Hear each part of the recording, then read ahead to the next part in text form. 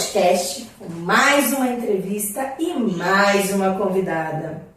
Ela é de Belo Horizonte, mineirinho, ai! E veio parar em São José dos Campos. Terapeuta ocupacional, psicóloga e tem muito para nos contar. E aí, Rebeca, preparada? E aí, tô preparada. Hoje é você. Vamos falar um pouquinho. Quem é Rebeca? Quem é você?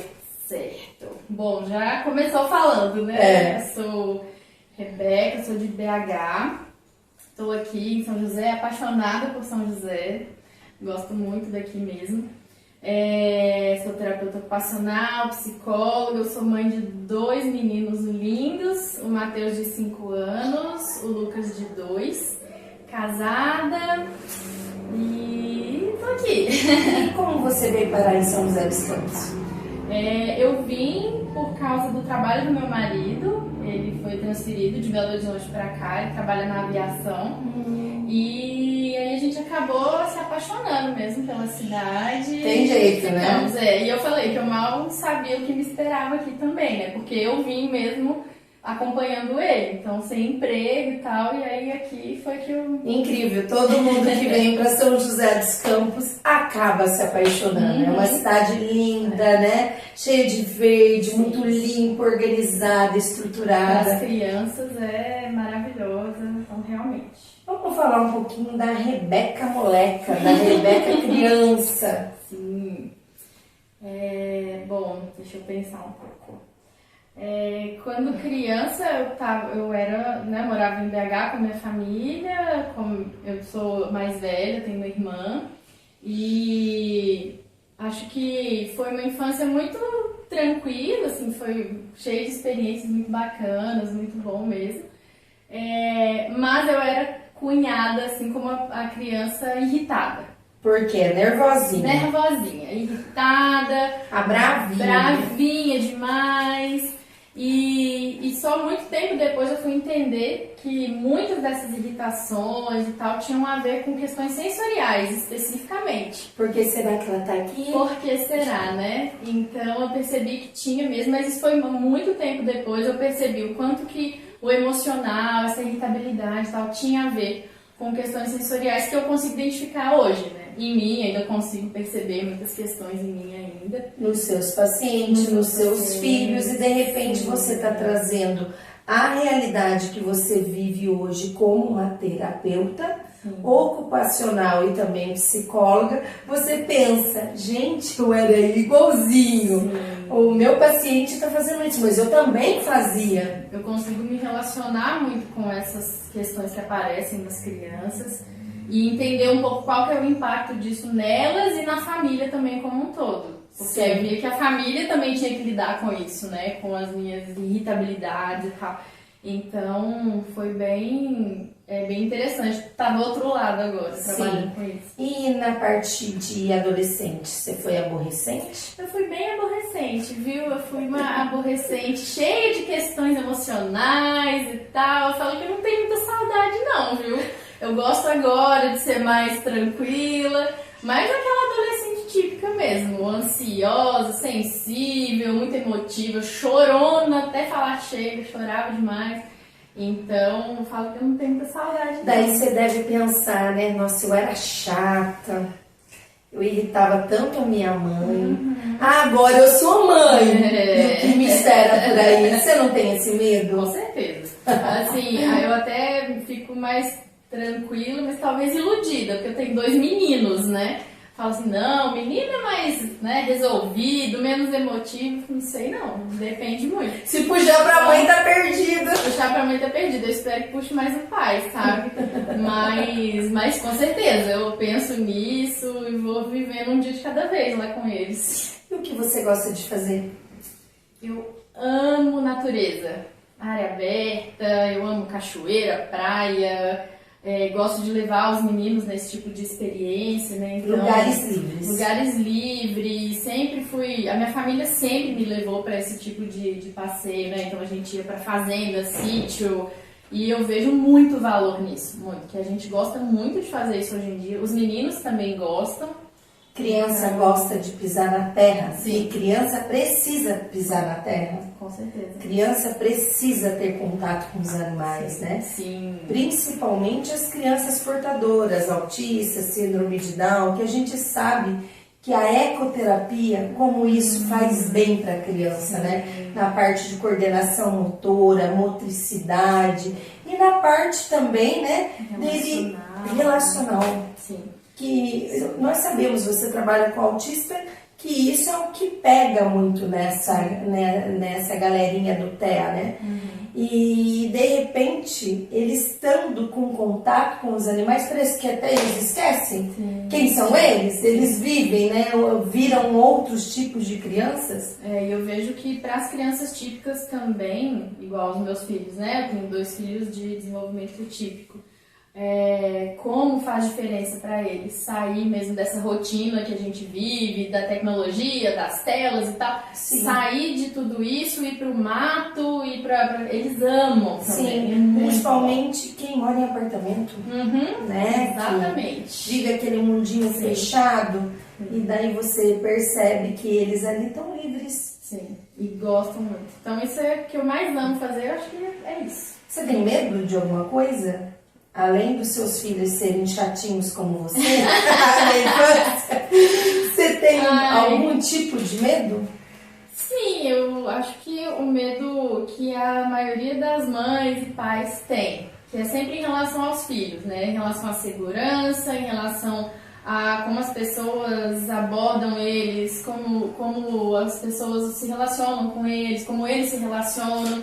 Então, se eles são pessoas respeitosas e se outras pessoas também estão respeitando eles. Então acho que esse é o maior medo, assim, né? Da segurança dos filhos. Do bullying, de tanta coisa que a gente vê hoje, né? Tanta coisa que a gente escuta que às vezes a gente fala que até Deus duvida. Exatamente. Porque não é fácil. Você cuida de pessoas, principalmente crianças. Como que foi a escolha de ser uma terapeuta ocupacional e depois uma psicóloga? A gente vai contar essa parte. Legal. Como você escolheu a sua profissão? Foi uma história bem engraçada, porque eu não sabia o que eu queria fazer. A única coisa que eu sabia era, eu queria cuidar de pessoas. Mas não sabia como, não tinha ideia do que fazer. E aí, quando eu fui fazer vestibular, na minha época lá, ainda tinha aquelas revistas, né, que falavam sobre os cursos. E aí eu tava folheando uma revista dessa e tal, e aí eu vi lá, terapia ocupacional. Nunca tinha ouvido falar, como a maioria das pessoas. E aí, ainda mais naquela época, já são 11 anos de formada já. E aí eu olhei, e aí a descrição do curso era... profissão que cuida do ser humano na sua integralidade, com as áreas de ocupação do ser humano e tal, para que se desenvolva da melhor maneira e tudo mais. Eu falei, gente, é isso que eu quero, só que não fazia ideia do que era exatamente, né? Não é você falar assim, vou fazer medicina, vou fazer enfermagem, mas eu não pensava nisso. E aí entrei assim, caí de paraquedas mesmo, né, no curso. E aí tive muita dificuldade, estava na dúvida se era aquilo que eu queria e tal. Mas quando eu tive uma disciplina que era mais voltada para o desenvolvimento infantil... Para a prática. Aí eu fiquei, Aí eu te segurou. Isso. Aí eu falei, não, é isso mesmo, eu quero isso e tal. Só que quando eu formei, continuava querendo trabalhar com crianças mesmo. Quando eu formei, eu ainda me sentia muito perdida. E aí, um tempo depois, eu comecei a trabalhar mesmo na terapia ocupacional, mas não era com crianças, era com idosos. E aí eu falei, vou ficar e vou ver o que vai dar, né? Tô sem emprego e tal, vou trabalhar. Aí comecei a pensar em outro curso para fazer, para me encontrar mesmo. E lembrei que quando eu era muito nova, eu pensava em psicologia. Falei, olha, gente, por que eu acabei não indo fazer psicologia, né? Vou fazer. Aí fui, fiz. E o mais engraçado foi que depois que eu fiz a psicologia, foi que eu comecei a ver o valor da TO também. Então, o quanto que eu amava e o tanto que fazia diferença na vida mesmo das pessoas e tal. E aí eu fiquei com os dois. Na verdade, um puxa o outro. Um puxa o outro, né? Toda criança que vem aqui, você tem um olhar de terapeuta, mas também tem um olhar de psicóloga. Sim. Né? Ah, mas eu fui contratada para ser psicóloga. Não importa. A gente tem aquela visão global, né? Sim. Então vamos lá, prática centrada na família. Então essa é a minha grande paixão. Amo, sou apaixonada por isso, porque é um modelo de atendimento, né? Então não é, na verdade, assim, não é uma prática clínica, não é uma abordagem, é uma ideia, assim, sobre atendimento. Então todas as profissões podem trabalhar nessa prática centrada na família. E eu não consigo ver outra forma de trabalhar. Se a gente não tiver um trabalho sistemático com a família... De parceria? De parceria, mas de colocar a família no centro mesmo, como detentora do saber sobre a criança, porque eu trabalho com criança. Então, a criança traz as características dela ali, mas quem traz muito conhecimento é a família, né? Então, antes a gente tinha o modelo centrado mais no saber médico, né? No saber dos profissionais. Era o profissional que tomava todas as decisões, que tomava todo o direcionamento do caso, o profissional tomava as rédeas. E a ideia da prática centrada na família é diferente. A gente traz a família para o centro e as decisões também, eles são totalmente participativos e ativos nas decisões. Então, ainda é um modelo difícil, eu acho. Porque muitas famílias não estão assumindo o papel de família. Com certeza. Jogam pra gente, né? Sim. Joga pro terapeuta, joga pra escola, joga pro professor, joga pra uma avó, pra empregada, né? E, na verdade, você tem aqui com a criança 50 minutos, 1 hora. Isso. Você mostra para a família como que tem que ser depois que você sair daqui. Sim. Né? Então, a família tem que, de alguma forma ou outra, participar. Sim. Isso é importante. E levar em conta o que eles dão conta também, né? Assim, eu posso dar 1 milhão de orientações que não tem a ver com o contexto deles e falar, olha, vocês têm que seguir tudo que eu tô mandando. E eles vão olhar pra minha cara e falar, mas é impossível para nós. Então não adianta tomar esse tipo de decisão sozinha. Eu preciso que eles façam parte desse tipo de decisão. Na verdade, gente, é um cuidado e uma escuta ativa. Isso é o trabalho da prática centrada na família, né? De parceria mesmo. Eles vão, a Rebeca vai sentar, vai conversar. O pai e a mãe entram na clínica, entra na terapia. Pode entrar no atendimento, pode acompanhar, mas tem horários também separados. Sim, para a criança também ter autonomia, né? Vamos lá. O que faz uma terapeuta ocupacional? TO, mas o que é TO? O que faz? Tá. Eu adiantei um pouquinho sobre isso, né? Falando sobre a minha escolha, mas é a profissão que vai olhar para o ser humano e vai entender que todo ser humano tem ocupações. Então, do bebê até o idoso, nós somos seres ocupacionais. E não estou dizendo de trabalho, a gente tem ocupações significativas em cada área da vida. O bebê tem uma ocupação, ele tem que se alimentar, ele tem que ser capaz disso, né? Ele tem que ter habilidades para isso, ele tem que brincar, ele tem que desenvolver. Então a gente olha para essas ocupações e vai atuar no que estiver impedindo que se desenvolva, tá? Então, a gente vai pensar na criança. Eu olho para uma criança, o que eu vou pensar? Que ela precisa de uma vida social, ela precisa aprender e participar do autocuidado, né, das atividades de vida diária. Do movimento. Ela precisa estar na escola, então ela é uma atividade. Ela precisa brincar, isso é uma ocupação da criança, brincar é uma ocupação da criança. Então, eu vou olhar para isso. Aonde está, tem alguma questão prejudicando ali? No brincar, a criança não brinca. Então, o terapeuta ocupacional vai olhar para isso, vai fazer toda uma análise do que está impedindo aquela criança de brincar. É uma questão física? É uma questão emocional, motora? É uma questão social? O que está impedindo? E a gente vai agir nisso. Criança também, gente, tem que reconhecer o corpo. Isso é muito importante, os movimentos do corpo, que é o corpo que vai levar ela para tudo quanto é lugar, né? Sim. Não adianta o pai e a mãe fazer tudo para a criança e a criança não aprender. Mãe, eu quero água. ela já anda, ela pode buscar, ela não vai abrir uma geladeira e vai pegar uma água sozinha. Mas você pode, de uma forma ou outra, ajudar. Sim. Mas a criança também tem que se movimentar. Sim. Porque tem muitos pais que dá tudo na mão da criança. Da criança não age. A criança não sabe fazer nada porque ela nunca foi obrigada a fazer nada. Ela nunca aprendeu a fazer nada. Isso você percebe no consultório, né?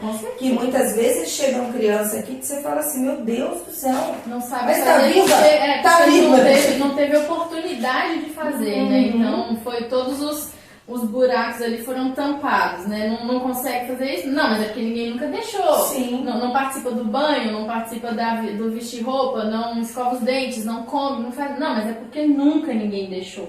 Ah, mas ela não sabe trocar de roupa. Deixa trocar do jeito que tiver. Bota a perna torta, isso aqui, não interessa. Vai ficar que não o Nerso da Capitinga, né? Tudo torto. Não importa. Mas ela tentou. Olha, que legal, você quase conseguiu. Agora a mamãe vai te ajudar. Sim. Né?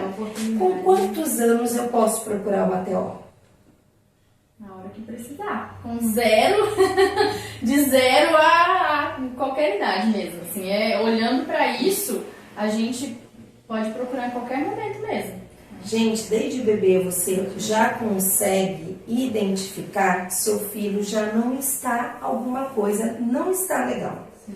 Se alguma coisa não está normal, se alguma coisa não está de acordo com a idade da criança, você já está observando que tem alguma coisa estranha, você tem que procurar um médico, procurar o pediatra e falar, olha, meu filho, eu tento conversar com ele, mas ele não se comunica. Ele fica parado no tempo. Porque tem muitos pais que demoram para detectar o autismo. Sim. Né? Sim. Parece que fecham os olhos e não querem ver a diferença. E a gente vê, né? A diferença. A criança não nasceu vegetativa. Se ela tá paradinha, se ela tá sem autonomia para nada, alguma coisa está acontecendo. Sim. Não adianta a gente fechar os olhos. E quanto mais cedo a gente procurar um terapeuta e ajuda, é mais fácil de fazer a intervenção. Com certeza. Neuroplasticidade, né? Quanto mais cedo, mais fácil a gente vai traçar novos caminhos para atingir habilidades, né? Então isso é super importante. E o TO é isso. Se chegar um bebezinho aqui de 2 meses, eu consigo olhar e avaliar se está tudo dentro do esperado, dentro das capacidades dele, das possibilidades de um neném. Mas a gente consegue sim fazer esse tipo de intervenção. Sim, terapia é ser feliz. Deveria ser. A criança tem que vir aqui e gostar, né? Uma sala equipada de brinquedos, de coloridos, de coisas diferentes. Tem que ser um momento gostoso, divertido, onde a criança vai brincar e vai desenvolver. Na verdade, eu fico pensando que não tem como trabalhar com a criança sem ter um ponto lúdico aí, né? Mesmo que você tenha que fazer um treino motor, alguma coisa, você precisa inserir o lúdico nesse processo. Porque é assim que a criança entende o mundo, né? Ela quer brincar, então algumas coisas, é claro, tem coisas que a criança não vai gostar de fazer. Mas se em todo momento não tiver esse pontinho lúdico ali para trabalhar com ela, para dar um contexto mesmo para essa criança, dificilmente ela vai engajar na terapia, né? Então, terapia deveria sim ser sobre ser feliz, né? Mas a gente sabe que hoje em dia não é em todo lugar que isso acontece. Sim. Né? Vamos lá. Por que a sala sensorial, muitas vezes a sala sensorial, ela fica mais suspensa, né? Você tem um balanço pendurado. Por que ele fica mais no alto? Na verdade, a sala de integração sensorial, ela tem pré-requisitos para existir, né? Então, para você falar que de fato está fazendo terapia de integração sensorial, existem alguns pré-requisitos a serem cumpridos. Então, você tem que ter equipamento de segurança, você tem que ter equipamentos suspensos, tá? Ou seja, equipamentos pendurados. Então, a gente tem balanço, a gente tem um cavalo, pneu, suspenso, tudo isso para trabalhar os sistemas sensoriais. Escada, espaldar, parede de escalada. Então a gente tem esse tipo de equipamento, não é para deixar a sala mais atrativa, não é só esse o ponto. Existem ali, por ser uma prática baseada em evidência, ela tem a medida de fidelidade. Então, para eu falar que eu sou uma terapeuta de integração sensorial, eu tenho que cumprir esses requisitos. Na verdade, tem um padrão a seguir. Tem um padrão a seguir. Não é qualquer um que possa montar uma sala e acha que está montado. Eu montei uma sala sensorial. Não é assim. E o que é o sensorial? Tá. A integração sensorial, ela é a forma como o nosso corpo recebe os estímulos do ambiente, todos os estímulos do ambiente. Então, tudo que é sensorial, as sensações, né? E como o nosso cérebro interpreta tudo isso e a gente dá uma resposta a isso. Então, o que está acontecendo? A gente está aqui e tem um barulho ali fora.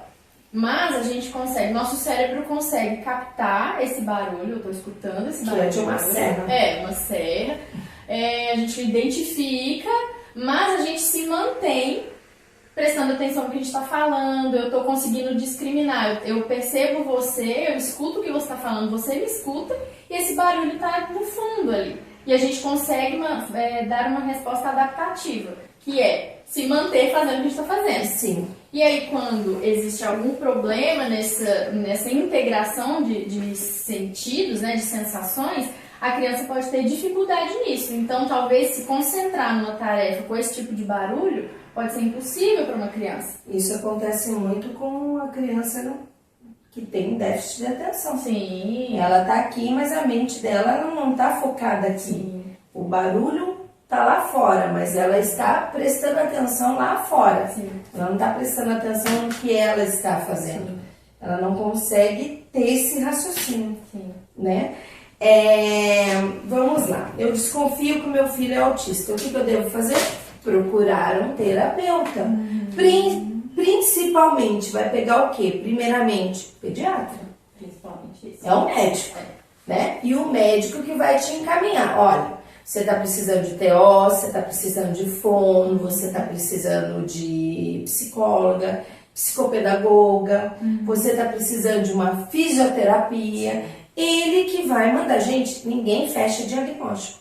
Quem fecha diagnóstico é o médico. Muitos pais não entendem isso. Olha na gente e fala: Rebeca, mas o que meu filho tem? Você pode até saber o que ele tem. Sim. Mas você não pode dar o fechamento, a devolutivo. Ele tem tal coisa. Não. Vai para o neurologista. Sim. Vai para um psiquiatra infantil. Sim. Mas psiquiatra é coisa de doido. Gente, não é nada disso. Não mesmo, né? Eu acho que a porta de entrada mais adequada mesmo é o pediatra, que geralmente no primeiro ano de vida vê a criança com muita intensidade, né? Teoricamente deveria ver a criança mensalmente. Então, o profissional que tem mais contato ali, faz essa puericultura, né? Esse primeiro acompanhamento de desenvolvimento é o pediatra. Então, nada mais comum, né, mas nada mais normal dele ser o primeiro profissional a fazer encaminhamentos, a desconfiar de alguma coisa, ou então que a família leve também as preocupações, né? Sim. E a gente vê que tem profissionais muito atentos a isso, né? Mas tem muitos que estão totalmente desligados. Totalmente, desatualizados. E daí você pensa assim, meu Deus, estava na cara e ele não percebeu, é porque... Sim. Tipo assim, né? É mais um número, né? Mais um que tá chegando no consultório e tá ali, não parece que não é por amor, por prazer. Que nem a nossa vida, né? Aqui tem amor e tem prazer. O que é importante para os pais desenvolverem na criança desde pequenininho? Porque os pais podem sim estimular a criança desde bebê. Sim, podem. Né? E devem. E o que eles devem fazer? Acho que não tem uma receita mesmo de bolo, assim, né, para o que fazer, mas essa questão que você estava falando da autonomia, né, de dar oportunidade para a criança fazer e errar mais de uma vez, né, fazer errado, derrubar coisa. Errar faz mal? Não. Nossa, não mesmo, faz Através parte, do erro, né? vem o acerto. Então, acho que isso é a oportunidade de desenvolver autonomia e experiências. Acho que são as duas questões mais importantes que eu vejo de família, de desenvolvimento infantil. É dar oportunidade e dar experiências. Então, Então, oferecer mesmo coisas diferentes, né? Leva no parque, leva numa praça, leva em coisas variadas que isso vai Brinca com o chocalho, tem tantos móveis hoje em dia que dá pra brincar. Não é celular que você vai dar pra criança.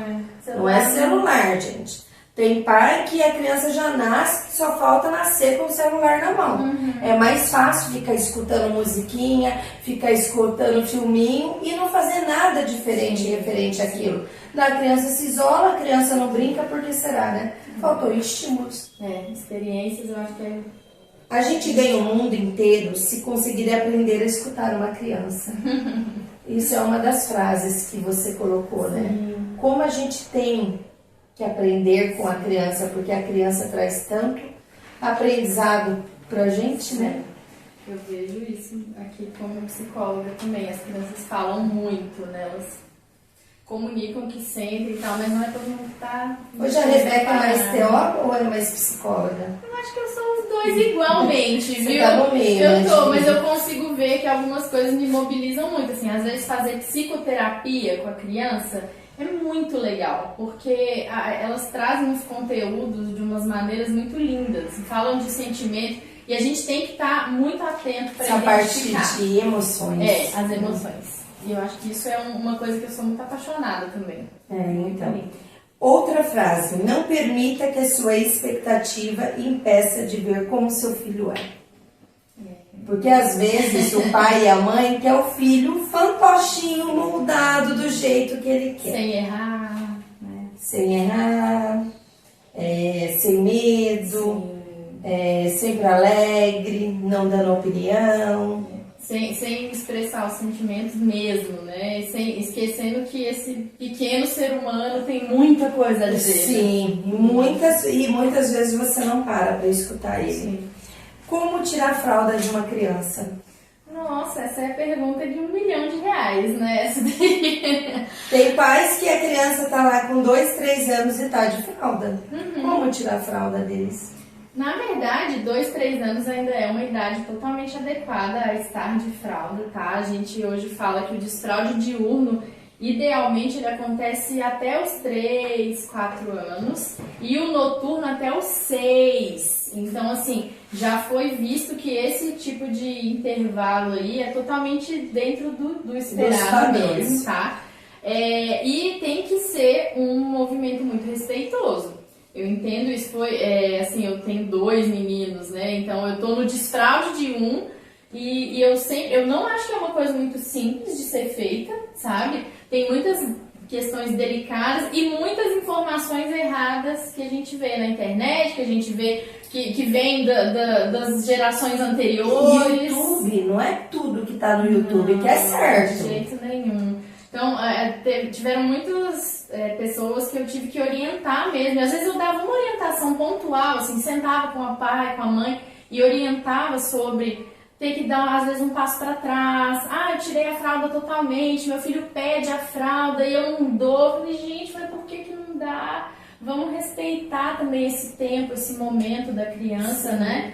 Então não tem... Com muita conversa, com muita paciência. Mesma coisa, chupeta. Sim. A mamadeira. Sim. Né?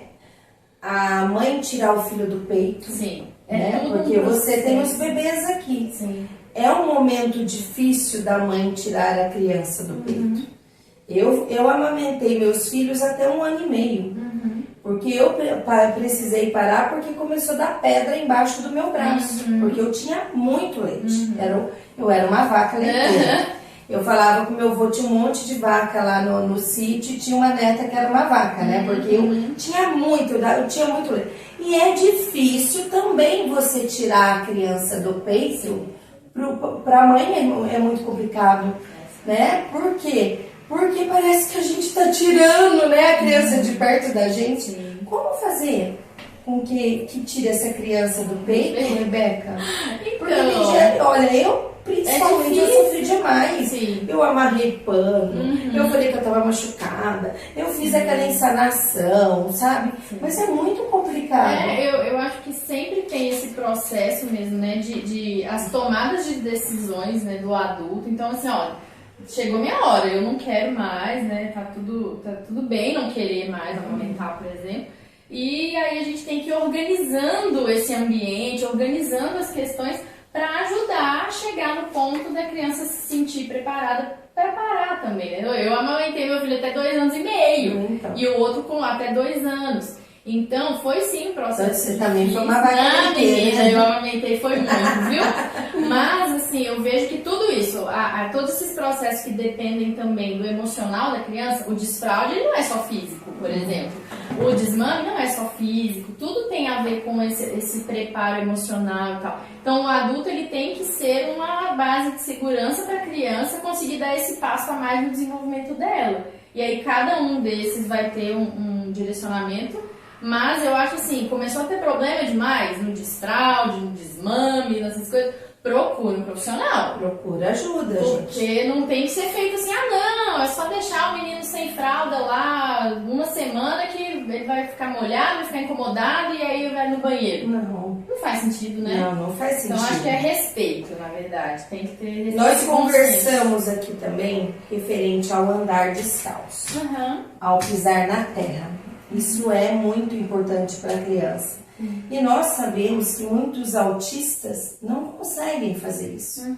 Tem essa parte, né, que de uma forma ou outra acaba paralisando ele. Ele fica com medo, né? Sim. Ele fica com receio.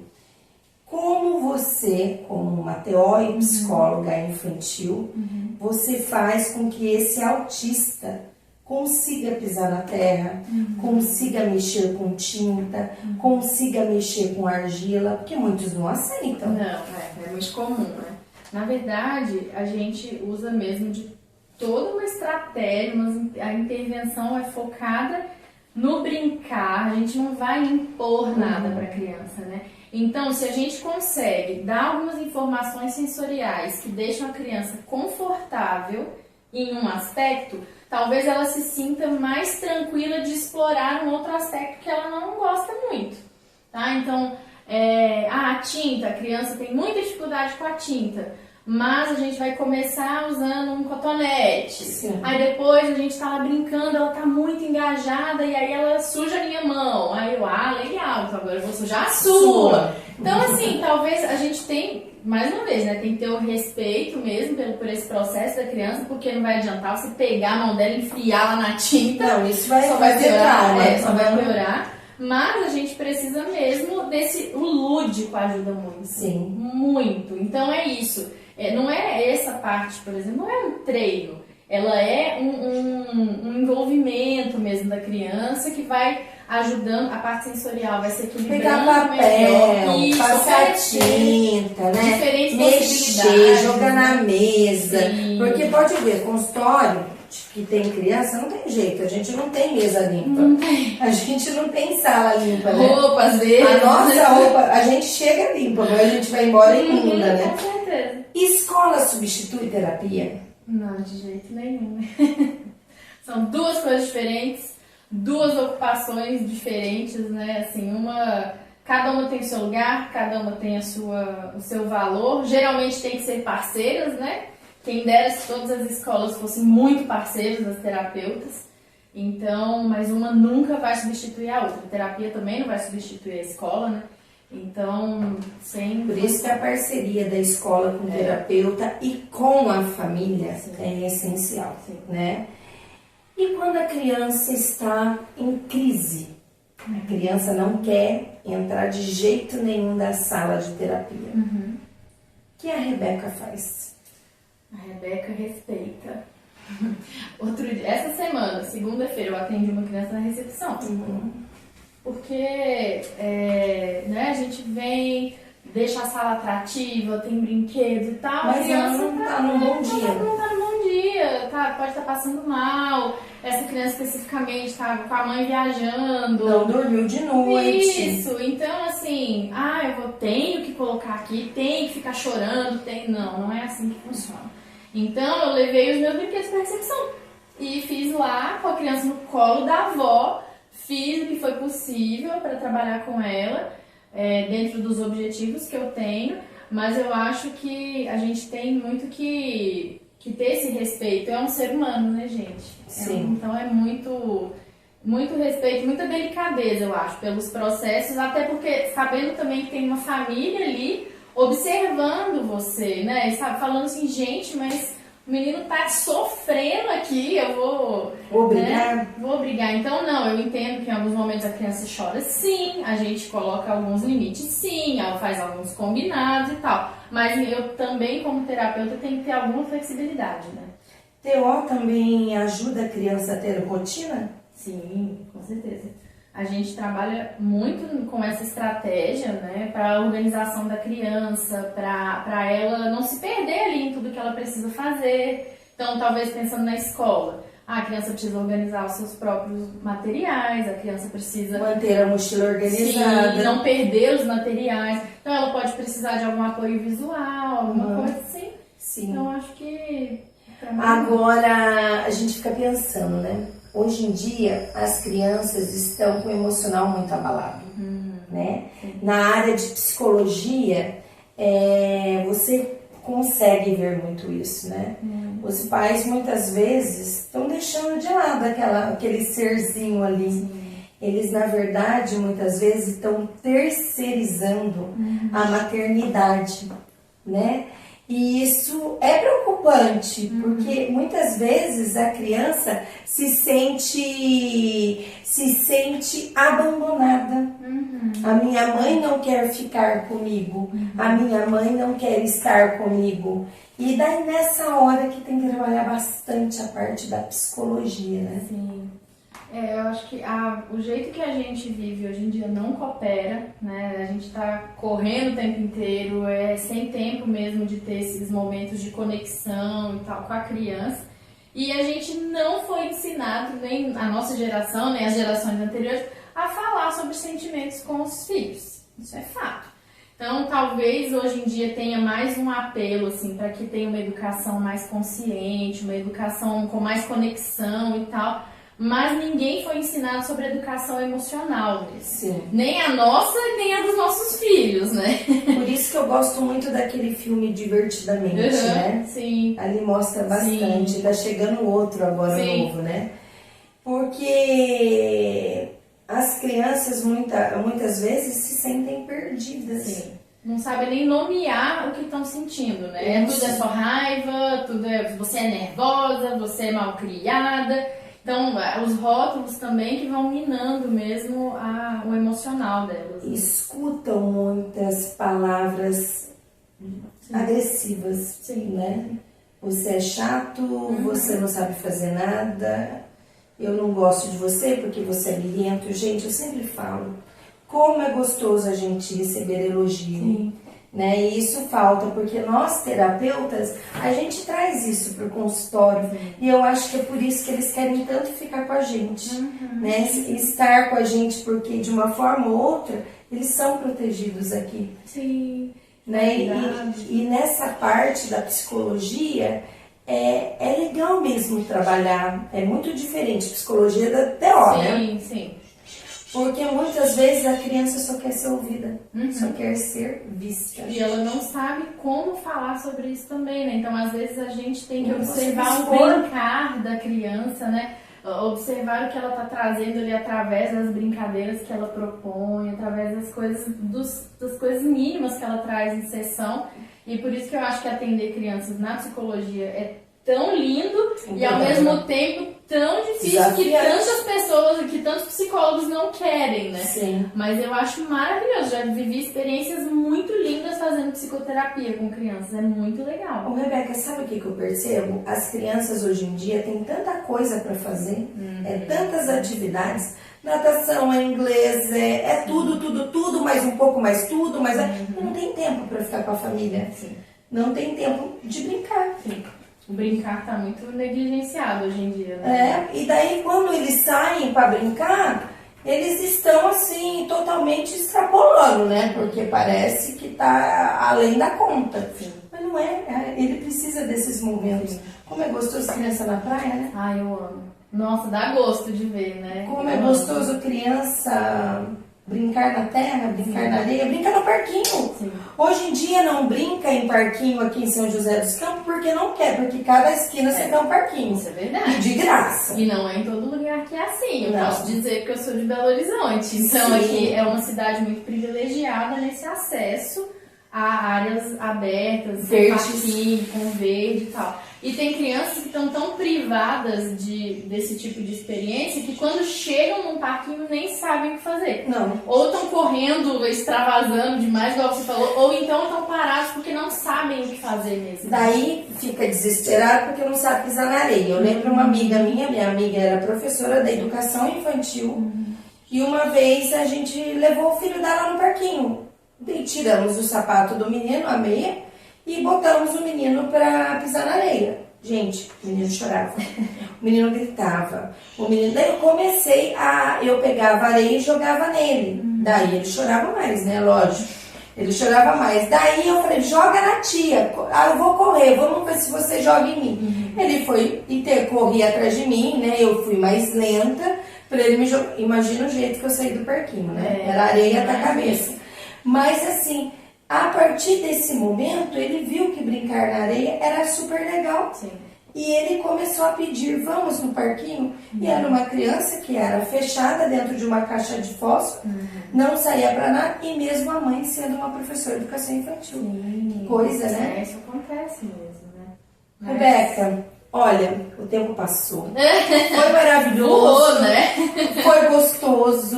Gostou de participar? Adorei. Como as pessoas te encontram, onde eles te encontram. Fala um pouquinho do seu trabalho, onde você fica, que aqui a clínica tem um nome que nós não falamos. Sim, aqui é a clínica Sensa Kids. Estamos no Instagram com esse nome mesmo, sensakids.terapias. Tem o meu Instagram também, que é rebecalouise.terapeuta-infantil. Depois a gente vai colocar embaixo, tudo explicando certinho para vocês conseguirem achar. Sim.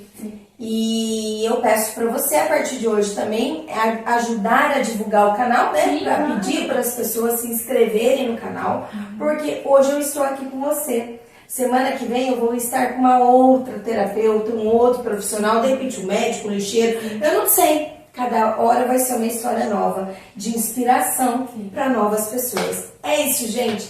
Tchau, tchau. Ficamos sabendo da história dessa mineirinha que veio para São José dos Campos. Tchau, tchau.